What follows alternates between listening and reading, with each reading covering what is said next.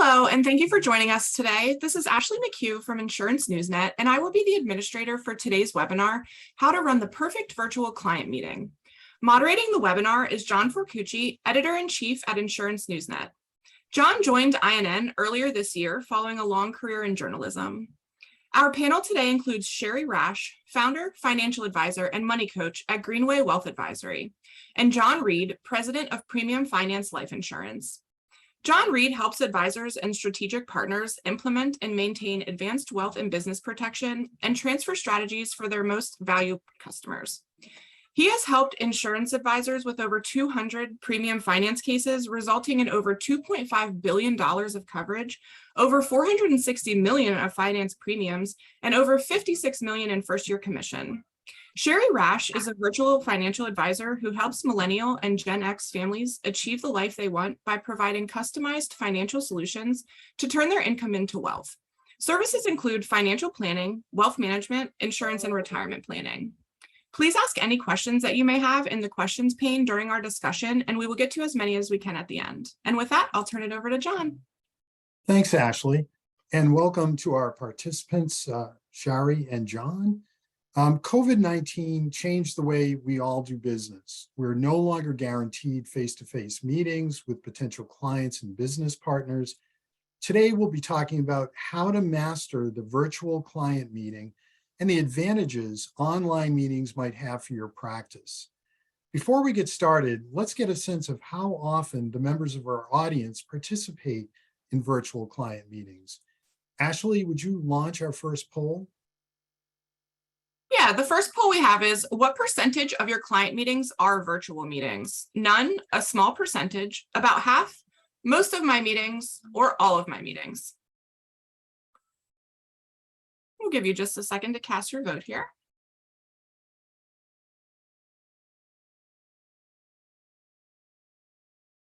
All right, it looks like about 44% of our audience is hosting a small percentage of their meetings virtually, and about 28% is most of the meetings.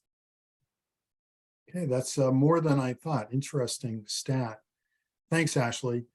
First of all, tell us a bit about your background and your practice. Shari, you're the founder of and financial advisor and money coach at Greenway Wealth Advisory.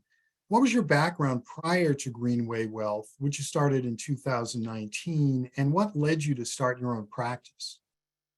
Well, first, John, thanks so much for having me. I'm really excited to speak with the group, especially about having a virtual business. We'll talk about it later, but this came as a result of COVID-19. And prior to being a financial advisor, which I founded my business, like you said, in 2019, I was a wholesaler. I've represented Prudential annuities, CLS investments, and FTJ fund choice over my career. And then, but I always had the desire to be an advisor. I tried it after college, straight after college. And believe it or not, no one would give their life savings to a 22-year-old, go figure. So I took a little bit of a pivot in my career and I discovered wholesaling. I loved it, but I always came back to wanting to be an advisor. So I actually acquired a book of business of one of the advisors that I called on. And then he transitioned his clients to me in March of 2020, which is a very unique time to do that. Great story, and it makes sense. John, you're the president of Premium Finance Life Insurance. Tell us a bit about your background and practice. Will do. Thanks, John. I come from a kind of a unique background where I was an aerospace engineer before I was recruited to a financial firm. And so I actually started with the Northwestern Mutual in Cincinnati, Ohio in 2010. And even from that time, I was always tech focused. I used tools like LogMeIn and these screen sharing tools back in the day. But in 2013, I switched from being a personal producer to working for a firm. And I went to a bank and I was their high net worth insurance specialist for the private bank. And really at that point, it was starting to educate advisors on how to serve their clients and how to be a point of sale specialist for specific insurance contracts. In 2015, I joined a team in California that focused on premium financing. And in 2017, I went independent. So it's been since I think 2021. I've focused exclusively on premium financing, focused on life insurance and the loan side of the business, and nearly all of my meetings are virtual. And I think it's been more of a necessity than anything because we serve clients and advisors all around the country. Was COVID really the main thing that started you on virtual meetings? Were there any other aspects of it that prompted you to start meeting virtually? So no, I would say I've been almost all virtual since 2014 or 15. When we started working with advisors all around the country, our distribution is a joint work model. We find advisors who have clients that have complex needs that they don't have the internal resources to serve necessarily, and they're looking for assistance with their top clients. And so ever since then, we found that it was most efficient and well received that if we're an outside consultant for that interaction, we can show up virtually while the client and their advisor typically are meeting in person. One thing that did change is with COVID kicking in is that more and more advisors ran a virtual practice. And so now we found ourselves in situations where we had a virtual meeting with 3 people from different parts of the country all logging on at the same time. But it was definitely something we used prior to COVID forcing it on everybody. How about you, Shari? When and why did you start using virtual meetings? I never had the intention on having virtual meetings or being a virtual advisor. As a wholesaler for 13 years, I was taking planes, trains, automobiles to go see all of my clients, right? I was having face-to-face meetings. So the idea of virtual never even occurred to me. But then, as I mentioned, the clients transitioned to me in the beginning of March of 2020. So I really had no choice but to meet with them virtually. I lived in Northern Virginia, and it was very restrictive as far as travel and seeing people face to face. And most people were not comfortable. Most of my clients were not comfortable with seeing someone face to face. And they were also used to kitchen table meetings. So bringing someone into their home was not happening.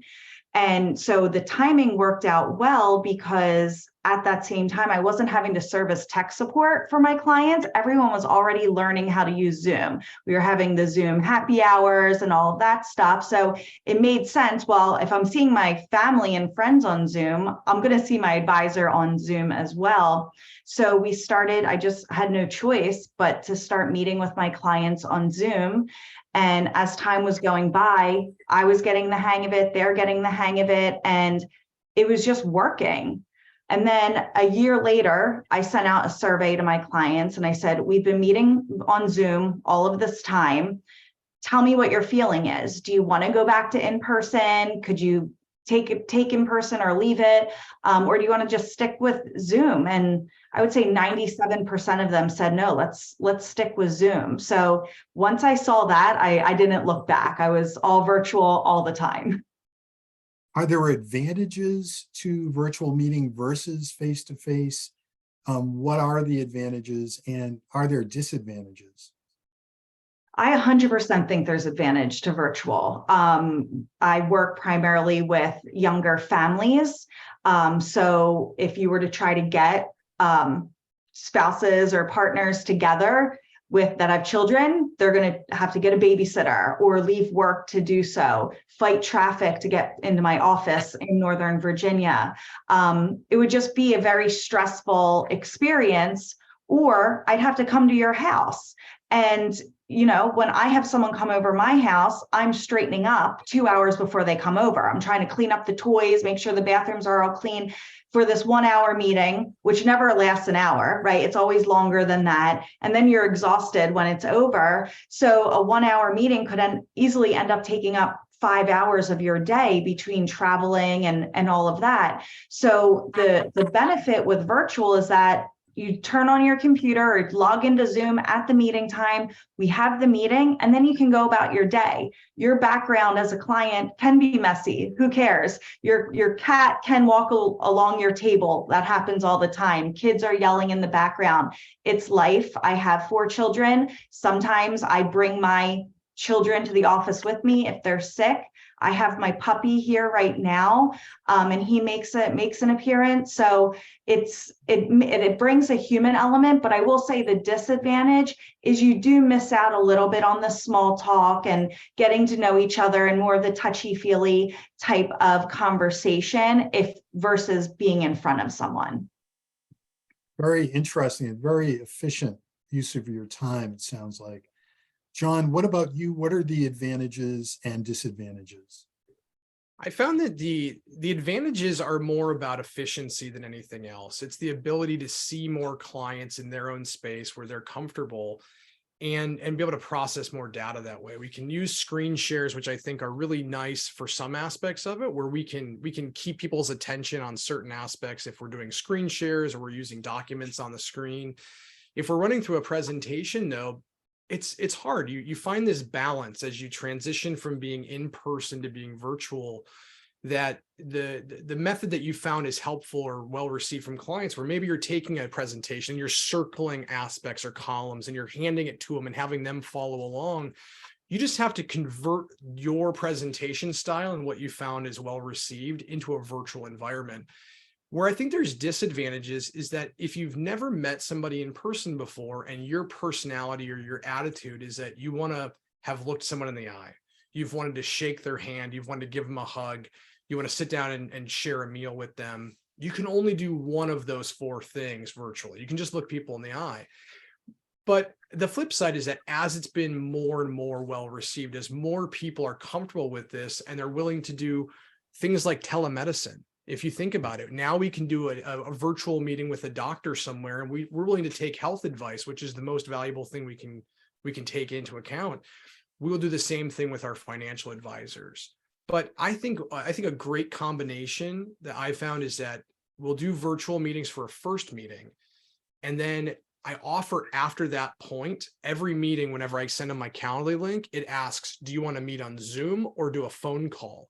Because I've, on the flip side, is I've also found clients are fatigued by it sometimes, that COVID kind of switched every meeting that used to be a phone call into a Zoom meeting. And some clients go, I don't want to have to be on stage every time. I don't want to have to pay this much attention. I want to pace around my house while I'm on the phone. And so I think giving people the option of virtual meeting face-to-face or a virtual meeting over a phone call after the first one is pretty acceptable. Makes sense. Good point. Shari, what about screening clients to ensure they're a good fit for your practice? How does that happen? When a client or prospect schedules a meeting with me, they do it through Calendly. So I have a Calendly embed link on my website. I have it in my email. I have my own URL, talkwithshari.com, which brings you right to my Calendly page to schedule a meeting. Prospects would schedule a introduction meeting. And that is, as soon as they schedule that meeting, they get a questionnaire sent to them. And the questionnaire is all behavioral finance based. So how does money make you feel? Does money cause you stress? Questions like that. Nothing about their net worth or how much they're saving. And it should take them all of 30 seconds. So my first screening is if they complete that. I'm not as worried about the answers. We can really work around anything that they say as far as their behavioral finance and their issues go. But the strike number one is if you don't answer the questionnaire. I'll still have the meeting, because worst case scenario, it's 30 minutes of my life, because I limit the call to 30 minutes. I do not give free advice away on that call. It's just more of a let's get to know each other. This is how I work with my clients and what you can expect from me.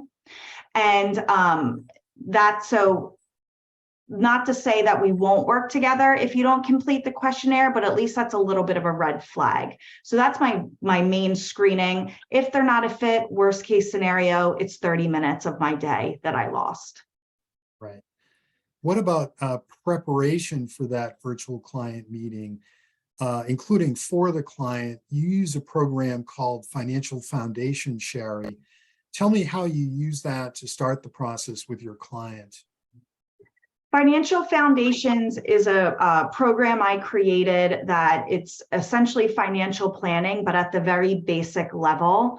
I got inspiration from Carl Richards and his one-page financial plan for a few reasons. One, because I like the idea of a one-page plan, but also because like John alluded to, showing someone a 200-page plan on Zoom is near impossible and incredibly boring.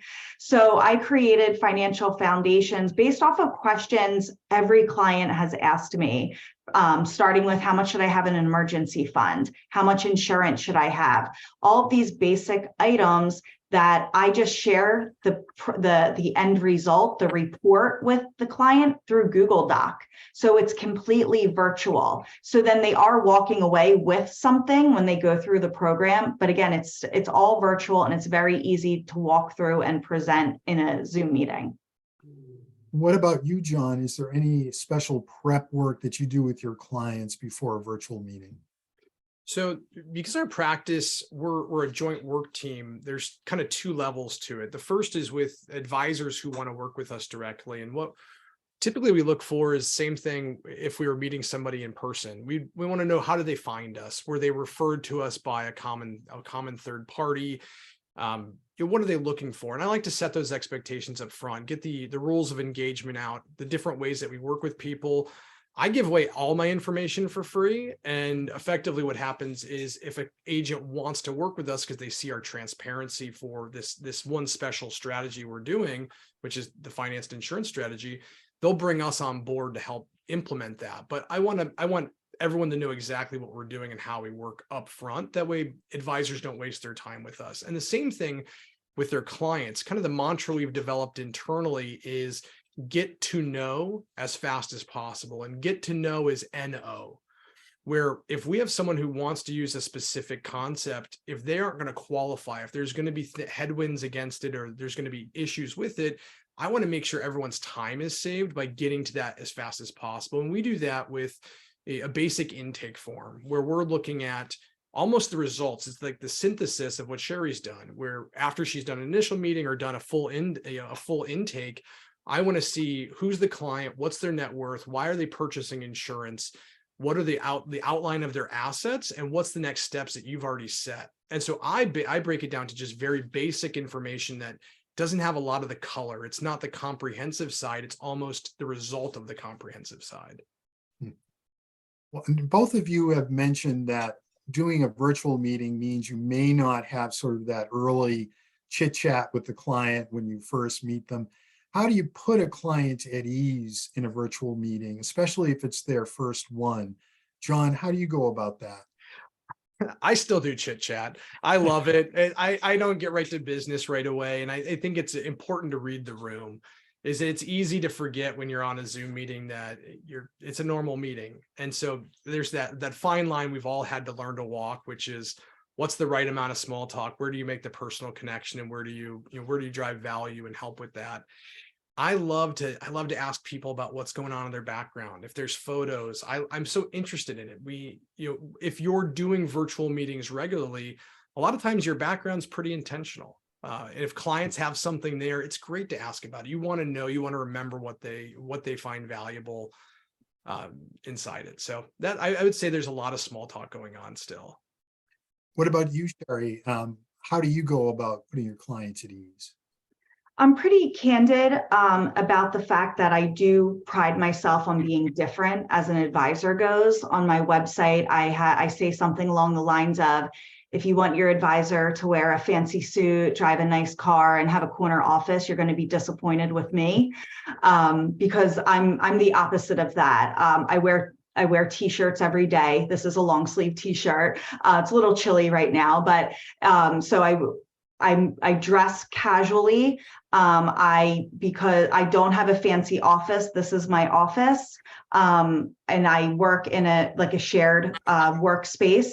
So, and that helps to keep overhead down as an aside. But I have I keep clients at ease. One, because I like to think that I'm approachable. I try to have extra emotion or animation when I'm talking, try to make jokes, smile to make clients more comfortable on Zoom, ask questions about themselves. Everyone's favorite topic to talk about is themselves. Like I said, I have my puppy here. He sometimes makes an appearance. One meeting, every 5 seconds, I'm throwing ice chips at him to keep him occupied because he keeps barking. So I think just through interactions like that, having the client talk about themselves, not being too stuffy, not using jargon, helps to put clients at ease. It's very interesting you say to use a little extra animation. So you're really thinking about that when you're talking online. I find that very interesting. How did you sort of figure that out? I talk with my hands, but I tend to keep my hands sometimes a little close to myself when I do speak. Like right now, I'm talking with my hands, but you don't see it because it's underneath my camera. So I do see myself when I'm speaking. So I might raise my hands purposely a little bit higher so you can see what I'm saying. If I smile, I want to make sure I'm smiling big to get the client, because when someone smiles at you, especially when they're on a big screen and their face is this big, you can't help but smile back. So, but I did realize that if you don't use hand movements, you do look stiff. So, and if you want this to feel like a real conversation, if you were sitting right in front of me, you would see my hands moving back and forth. Really interesting. I've never thought about that at all, and that's great advice. Thanks. Let's find out which platforms our audience members use. Ashley, would you launch our second poll? Yes, so our second poll is, which online meeting software do you use most frequently? Zoom, Microsoft Teams, Google Meet, GoToMeeting, WebEx, or something else?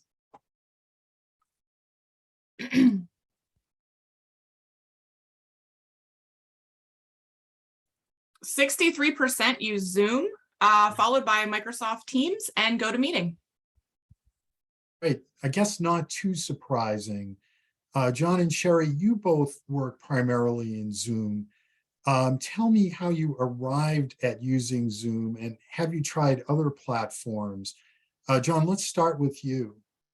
Sure. So I do use Zoom primarily. It's my preferred method. I use Google Calendar. So it's nice to have it integrated where whenever I send out a calendar invitation manually, if I'm inviting someone, there's just a little button you can click that you can add a Zoom link to it. And I use a private Zoom link with a password. So that's been a nice integration. Same thing with Calendly. It integrates with Zoom. So whenever someone books a meeting through that, it sends it. I like that feature of it. But I started with a program called Log Me In, and it was a way to log into your own computer. And I would have my office desktop set up, and then I'd have my laptop with me, and I'd be able to log in and do a little bit of a virtual. And I tried to have clients log into it as well, but that was in the early 2010s. And then we tried GoToMeeting and GoToWebinar, depending on the number of participants. That was a Citrix product. It worked fine. It felt like Zoom was just a natural offshoot of that. I've tried the Microsoft Teams program. It's the one that works the worst for me. Every time I try to launch it, it freezes my computer, or I have to do it in Safari or not Chrome. It just doesn't play well with my MacBook. And then, because I talk to a lot of tech entrepreneurs, a lot of them are using Google Meet, which is a free service that was built into the Google Calendar back in the day. I don't like it as much. They've got some interesting things where it'll like change the resolution on your video if it senses lagging. It's trying to be too smart, I think, and it's made it for a bad feeling for me to use, because sometimes the other person's camera will just completely turn off. So Zoom has worked great for me. It's what I've used exclusively since probably 2017. Wow, so you were a pretty early adopter with all this, and it's interesting to know that you're thinking about how it works with Apple products as well. I'm sure some of our audience are using Apple as well. And you can jump on your phone too. One of the really nice things they released recently is that if you're hosting a Zoom meeting on your computer, or if you're attending one, and you launch the Zoom app on your phone, or vice versa. If you start a meeting while you're in your car because you're running late from a regular in-person meeting, you can switch it between the two devices instantaneously. And that's been a really nice feature they've added. Yeah, if I'm not talking out of school, I'll mention that on an earlier call, John had a problem with his Mac, and he switched to his phone and did the call from the phone. And tell us about the tripod you use and that sort of thing. It worked really well. Yeah, so this is one of the things I keep in my regular bag. Is it's just a little tripod that holds your phone. We take it on vacations. It has a little remote control that's Bluetooth, so we can use it for selfies. But for work, I always have that with me, because if I don't have my laptop, if I have my laptop, I can just open it up and use it. But right now I'm on my laptop's plugged into two big monitors. So if I'm on the go, I can throw my phone in the holder, and now I can keep running the meeting and still, like Shari said, be interactive, be loud with my body language, but also not be able, not having to hold it. I can take notes, I can type notes while I go. And so that's what I did whenever I had the problem with Zoom updating on our test for this. Yeah, no, it really worked well. Shari, what about you? How did you start using Zoom? I did not put nearly as much thought into it as John did. I just used it. That's what everyone was using. It was what everyone was comfortable with, it seemed. It's very user-friendly. I've had no complaints. I've had no Zoom bombing. Calendly, every time you schedule a meeting, you get your own unique link. So it's only going to that person's email that schedules the meeting. So I felt very comfortable and safe using Zoom. My clients are all familiar with it because that's what we use to talk to our family for a year and a half or so. Yeah, I think that's really the barrier. If your client's comfortable with it, it makes it so much easier. John, what kind of equipment do you use? External lights, external webcams, mics. What are you using for equipment?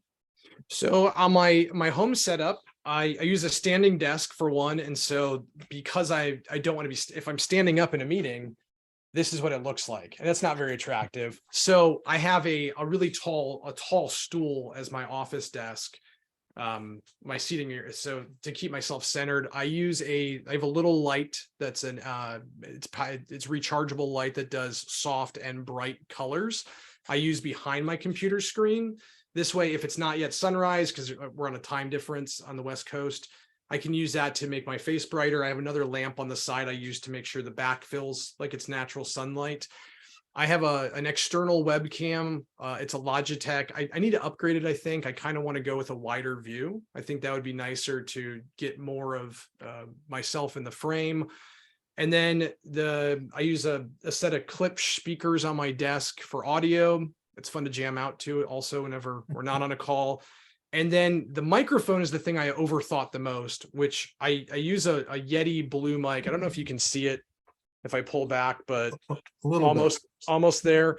Yeah. So I use this on an arm, and I used on an arm because if you set this on the desktop, when you type, if you're typing notes on your computer, you can hear it clicking through. You hear like this, and it's really annoying. And so I found if I put it on an arm on the side, it isolates the sound from it. Also, for any ambient noise, as we all had to figure out when people are mowing lawns or whenever dogs are barking outside, this microphone has the ability to change the angle for the audio. You can customize it. And so I just spent an afternoon basically with my headphones plugged into it, talking, finding where it isolated outside sounds and just got my voice. And this has been well received as the audio. John, you mentioned using the different colors of the light. Tell us a little bit about that. When do you use the different colors and why? So I don't use different colors. What I liked about it was that it was customizable. And so I when I set it up, I basically went through from soft light, which is the yellow like the sun, to the bright white, which is nice and illuminating, and kind of dialed it in so that I look nice on camera. That was the whole point. There you go. It works. You look great. Thanks. Thank you. What about Shari? What do you use for equipment? So I have a ring light. I have an HD camera, which also serves as my microphone. And that's pretty much it. I try to keep it as easy as possible. Being a virtual advisor, I can technically work from anywhere. Haven't taken too much advantage of it yet, because a couple of rules I have for myself when conducting meetings is I don't want to ever have the blur black background. When you have the blur background, it's a distraction. I think it's never perfect. You move your hand and you can kind of see the background move a little bit, and it's like, oh, what's back there? Where is she? So I really try not to use the blur background. After having moved offices and a few times, I've tried to keep my background as consistent as possible. So my firm is called Greenway Wealth Advisory. My website has a lot of green leaves, very fresh, natural. So I always have my tree in the background, and that's always there. And I try to keep the artwork similar no matter where I am, or at least have some greenery behind me, so it all feels consistent. So that's actually I think just as important as having some consistency between your marketing materials, your website, and your background, where your office, where you are, because this is what my clients see is this. So I want it to feel very cohesive. So, and as soon as, and my desk is positioned in front of a window, I'll be very happy when the light ring no longer reflects in glasses. Then life will be really good, but nothing's perfect. But other than that, between my HD camera with the microphone and my ring light, that's my equipment. Yeah, I can offer a little advice on that, wearing glasses myself. If you position the ring light off to the side a little bit, it doesn't glare so much, but it's a trade-off. I'm really intrigued by the idea of using your background as branding, which is essentially what you're doing. You're continuing, about your brand and the look. I have not heard people talk about that. I've heard them talk about what I've got there. Does it make me look good or intelligent or whatever it is, or not messy? But it's a really great idea to think about your branding with your background. What about using the adjustments within Zoom itself? What advice or tips, John, why don't we start with you, do you have for the setup or the features within Zoom? So my biggest one, and not everyone loves it, but I love it, is hiding your self view. Is that whenever you're in a Zoom meeting, you see the other attendee, and by default, you see the attendee and you see your own image. And you can go into the setting and hit hide self view. And I find that's the biggest stress relief I've been recommended in the last 2 years. Because once you do that, you're no longer looking in the mirror while you're in a meeting. You're not paying attention to yourself and how you look. When we logged on, I made sure I was in the center and I turned it off immediately, because now I'm fully present looking at you, and I'm looking at your background. I'm looking at Shari, and I'm looking at her background and her nice picture. And I want to know what the red circle is in the back, by the way, because I can't tell what it is and I want to. But I like to be fully in on the view side of it. So I have on my computer, I have up top, I have your two images, and I have a notepad open on the side. And then the third window you would see on my screen right now is I have the question and answers that are going on for this webinar. So I can respond to those, because people have been asking about webcams or what kind of microphone we use and things like that. So just being able to answer those questions live, I like to be able to do. Yeah, it's really, I really like having you two as panelists, because you're so opposite in many ways. John's the early adopter, has all the tech.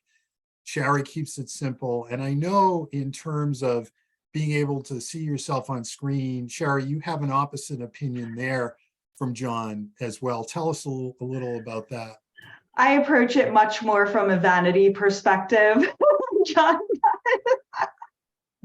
So I have on my Zoom settings, I have mine pulled up. I have up my appearance checked and then cranked as well. Not all the way, but it is cranked. Adjust for low light I have.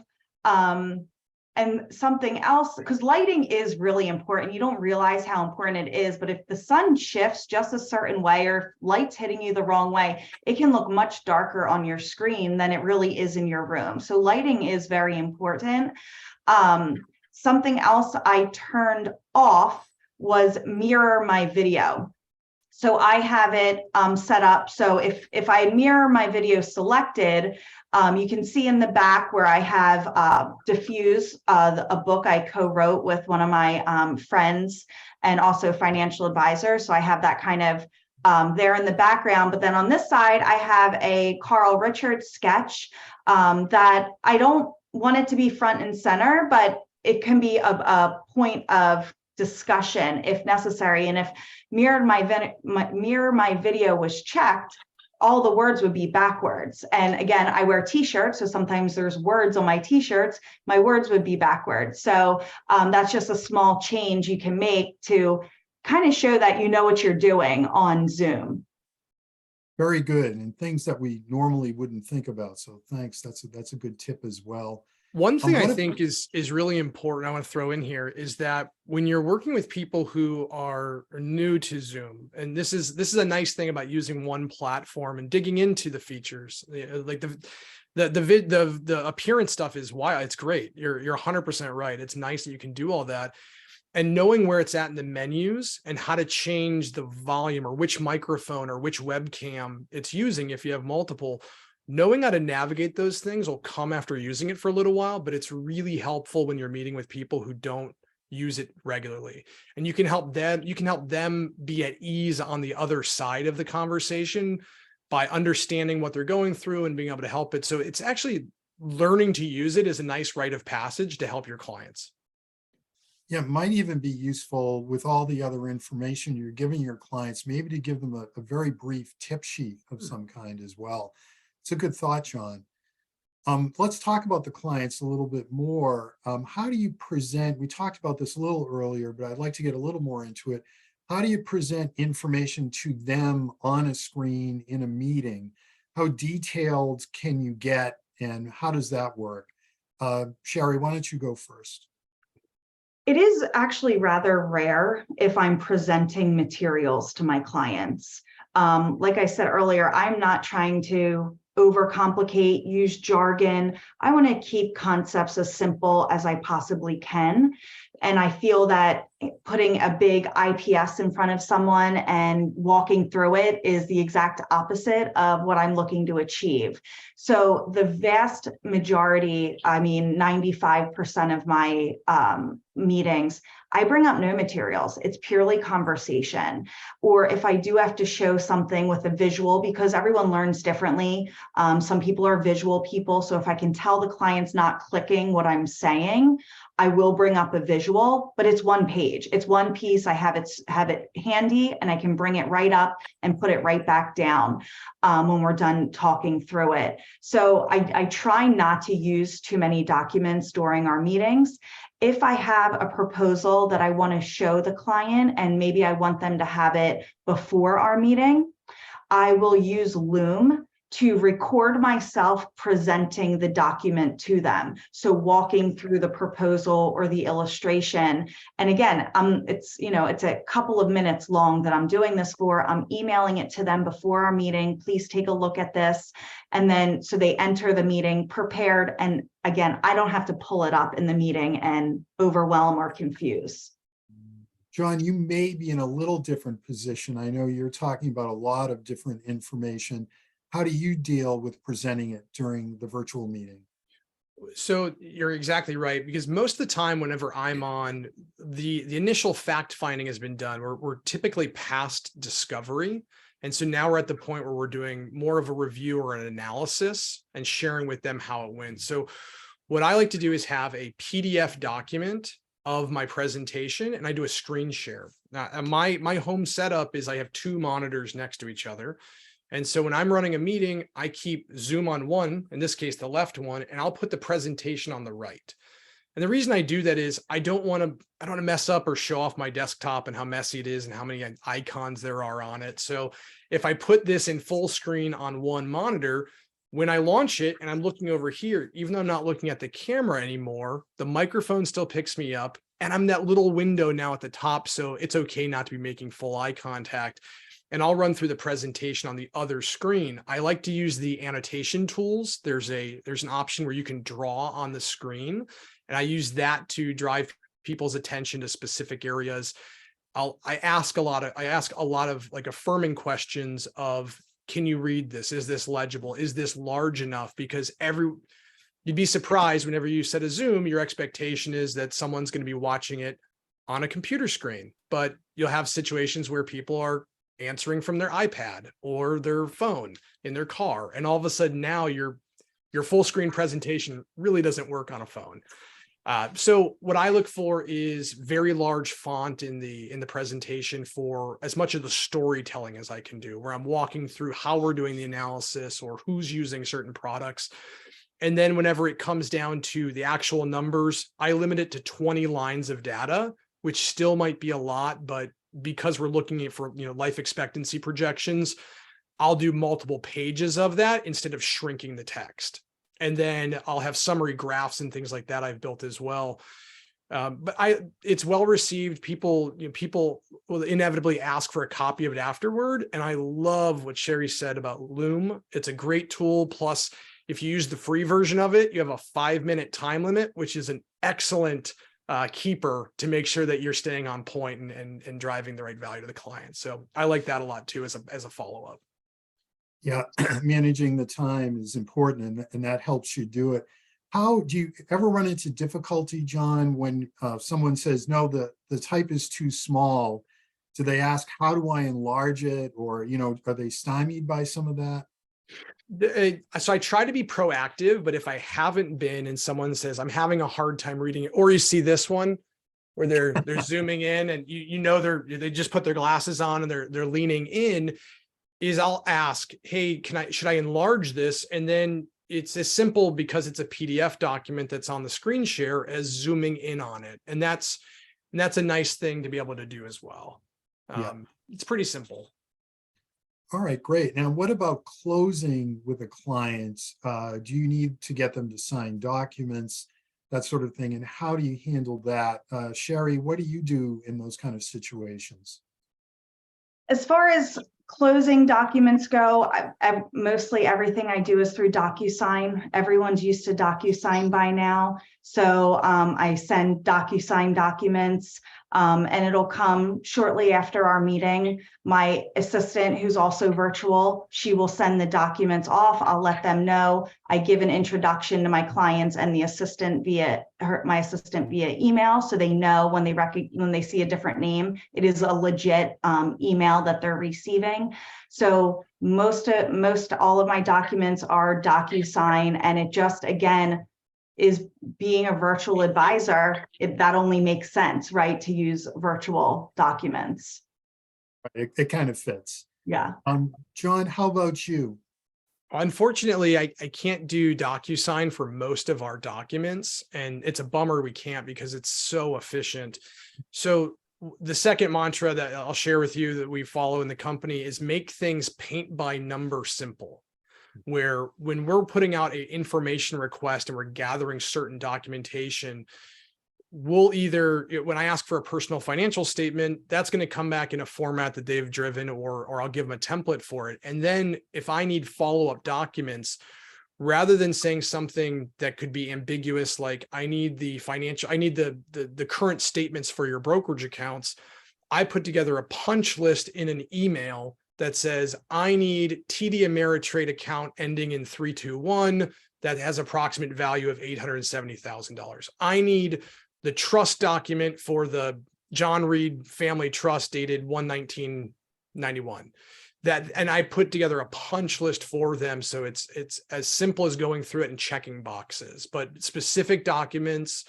And then I use a file system called Ignite.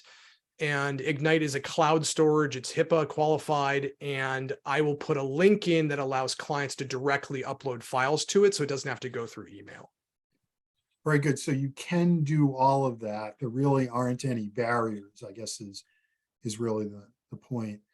Yeah. What about staying in touch and keeping a presence with your clients between meetings? John, I know you often write about premium finance on LinkedIn. Is that your primary platform? How do you stay in front of the public and your clients and your prospects? So I started investing my time in LinkedIn about 3 years ago, maybe 4 years ago now. And it's where the majority of my business comes from, is that I find that what resonates with me is sharing information, giving ideas away, sharing success stories and case studies. And then kind of what I've always found is that when there's an advisor I've wanted to learn from or work with, I would reach out to him proactively and I'd ask the question, who do I have to bring to the table to bring you to the table? And so I take the same approach, that I want to work with people who have a similar mindset where they're growth oriented, they value joint work, they have clients that have, special planning opportunities and needs. And so I give all that information away on LinkedIn, and then I respond to inbound DMs, direct messages in LinkedIn the fastest. I laugh about it. The fastest way to get in touch with me is on LinkedIn. Because my inbox is full of messages and work-related conversations. My text messaging has work and personal all in it. And LinkedIn, there's such a small group that are using it that if someone wants to really get in touch with me fast, they'll literally message me on LinkedIn because I can respond while I'm listening in on a meeting or doing something else. That's how I distribute most of my information. That's great that it's working so well for you. Shari, I think you have a little different approach. I think you have a podcast and some other things. How do you do it? Yeah, so being completely virtual, I have to really work hard to stay in front of my clients because I'm not going to be in front of them physically. So I do have a podcast that I've had for about 1.5 years now. It comes out twice a month. I'm actually recording it right after our discussion today. And so when the podcast comes out, I was very heavy in advertising it to my clients when it first came out. Every time there was a new episode, they got an email with a description and then encouraging them to just subscribe to it. So now most of my clients are subscribed to it. So I'm showing up in their podcast feed and in their ears twice a month. That's evergreen, right? So that I'm always going to be somehow, and they see me, my podcast cover is a picture of me as well. So they're seeing me and they're hearing me on their phones on the weekends, whenever. And that's been fantastic. I do use programs to email clients, newsletters, market updates. I use Snappy Kraken for that, and it's fantastic.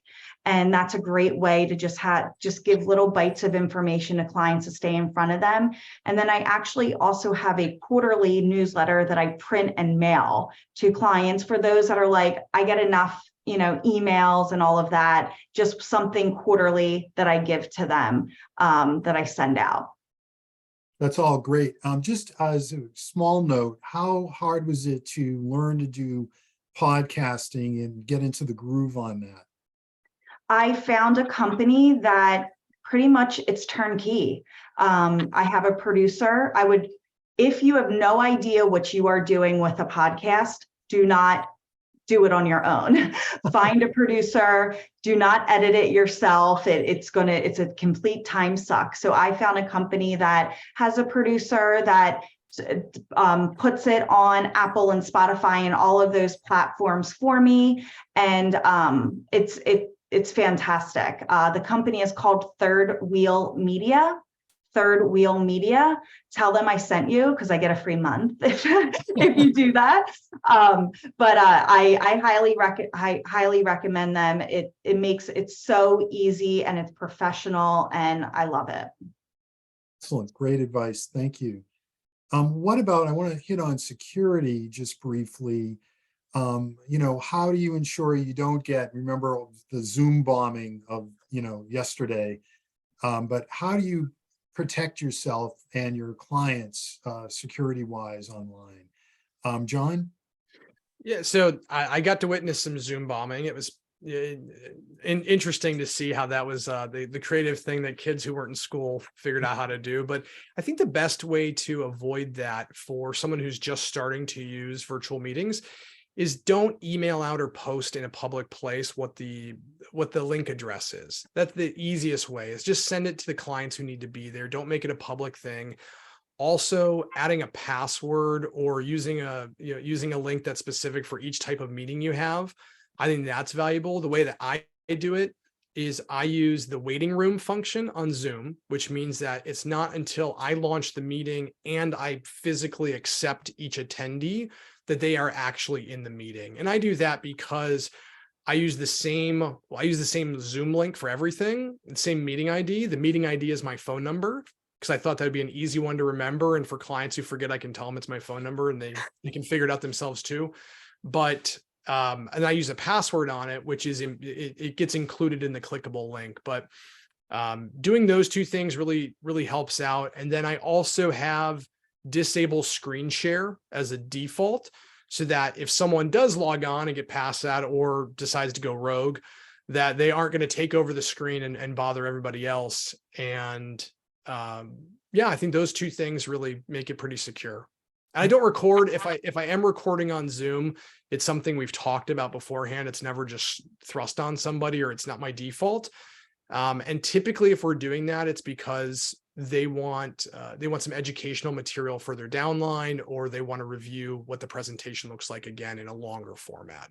So it's pre-discussed before we hit go. Yeah. So Shari, I'd like to hear from you about security, but also, do you record meetings for clients ever? How does that work? I've never recorded a meeting. I don't really have an intention to, unless if I have something that I need the client to have in their email, I'll record a Loom video like I talked about earlier. But I know as soon as that record red dot comes on, I start to get a little uncomfortable. And although I have the vanity settings on Zoom, I will never watch something I've done or recorded. So, and I feel like that would make clients uncomfortable if they're watching themselves on Zoom. So no, I haven't. And I think also, that if I recorded it, I'm just talking out loud. It might have to go through compliance after that if you do end up recording it. So that adds a whole nother element to it. Sure, that makes sense. Back to security, what do you do just to make sure your calls are secure? Every meeting has its own PIN to it. So you can only enter the meeting if you have that invitation and that PIN. And that has worked just fine. So you cannot use an old link to join a meeting with me. It has to be the meeting invite that Calendly sent you for that meeting. And so I've knock on wood, have never been Zoom bombed or had any issues that way. And I think the unique ID is the main reason for that. What about connections, or on your end or on the client's end? How have you handled those kind of problems? That was so funny because as soon as you said bad connection, your connection got a little spotty. Of course. That couldn't have been better planned. I mean, it happens, right? That's the function of working in a virtual environment. And, you just hope that the video doesn't freeze when you're making a really bad face. And if it does, you make a joke about it afterwards. It's happened to everyone. And, worst case scenario, if the Zoom starts to have issues, one trick is turning off your video. If your connection is a little wonky, turn off your video, have your client turn off theirs and just talk. That usually fixes it. Or worst case scenario, I'm just calling them. Everyone gets it, right? So it happens.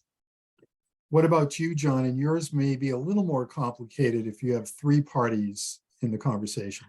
Well, that's for sure. One thing I found, and this helps with bad cell reception and everything, I stopped saying, "Hey, John, your connection is bad," because no one wants to be told that they're the problem. And so I say, "Hey, my it's freezing up on my side." And that's one thing I take it on for everything, because I don't know if it's slow for them. I don't know if it's their problem. So why put that on? That's just a thing I've started doing for all calls and all Zooms. What I typically want to have is the number for the agent who I'm talking to, and I want to have a client contact as well. They're all going to be on my calendar invitation. So if I have a problem and mine shuts down, I'll jump in the calendar, I'll hit email all attendees, and I'll say, "Hey, I'm having a bug. My computer's acting up. I'll be right back on as soon as possible." And then if I can't log back on, I'll call them. But The one problem I've had is at my house, because I work from home, is that if we have any kind of like minute power interruption, if there's just a 1 second flicker, the router resets. And so my computer's out. And so again, I use this as a backup. I'll flip this into a hotspot and log and connect my laptop to the hotspot on my phone, because it's faster than waiting for the router to boot back up, so I can get back in the call quicker. That's a good trick for everybody to know. That's a great piece of advice. I know we're almost out of time. Ashley, do we have any questions from the audience? During your discussion, Shari and John took care of all the questions that we had, so they already answered everything for us. Okay, great.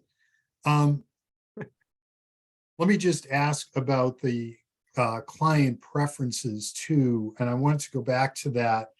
I think, John, you had mentioned that that maybe some clients, don't want to be on a virtual call, prefer a phone. So how do you sort of feel that out or screen them for that and accommodate them?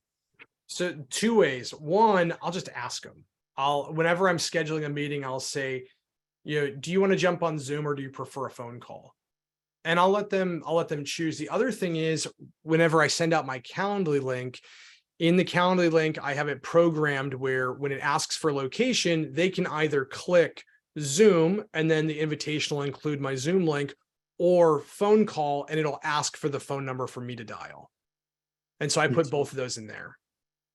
How about you, Shari?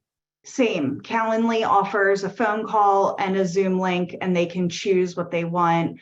I would say I have a Calendly option called schedule a call.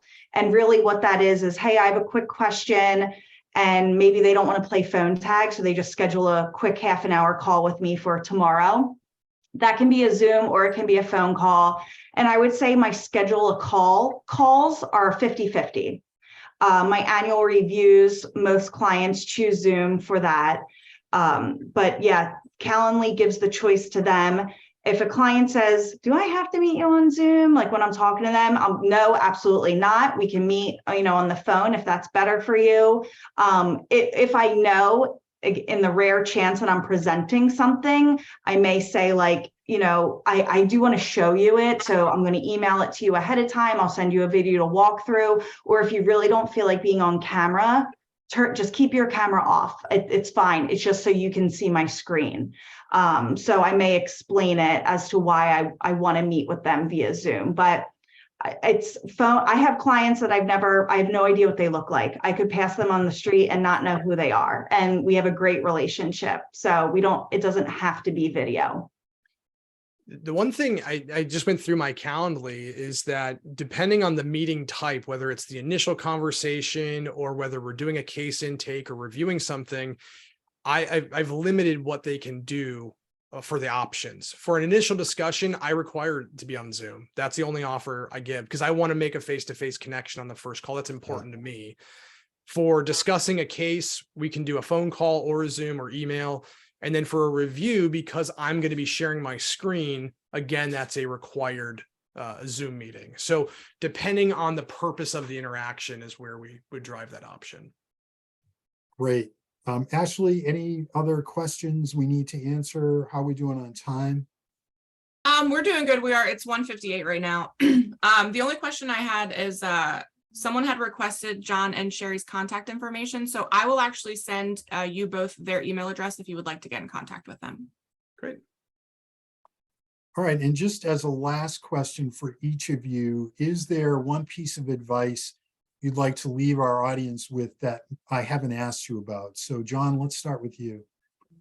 I think it's be yourself. Don't over stress about this. It's learning. If you're new to Zoom meetings or new to virtual meetings, don't worry too much. People are going to get through it. They value your time. They're talking to you because of what you're bringing to them, not how you're bringing it. And so just be yourself, dress comfortably. I love the t-shirt deal. I typically wear a collared shirt for me, but books are important. And so one of the things I always throw out there is I'll talk about books and I'll always ask for a book recommendation. It's something I always kind of finish my calls with. So Ashley, I was going to ask you, but we'll do that in the next one. Shari, what about you? What's one piece of advice you want to leave our audience with? One, just try it, give it a whirl. I mean, no harm's going to come from it. No one is going to get mad at you because the connection is bad, or if you're a little clunky on Zoom. But if you keep things simple conversation, like John said, be yourself. That's great. Definitely clean up your background. I have the messiest desk in the world, but you wouldn't know it because my background's nice and tidy. So definitely just make sure your background is clean, like get rid of the papers, but that takes 2 seconds before the call starts. So that would be it, but just try it. It definitely will make your life easier in many ways. All right, well, thank you both. You gave a lot of tremendous information and tips, much appreciated. Ashley, thank you for moderating us as well, hosting us as well. Thank you everyone for attending today's webinar. You will be receiving an email with a recording, and please keep an eye out for information on the next webinar in this series. Thank you. Thank you all. Thank you.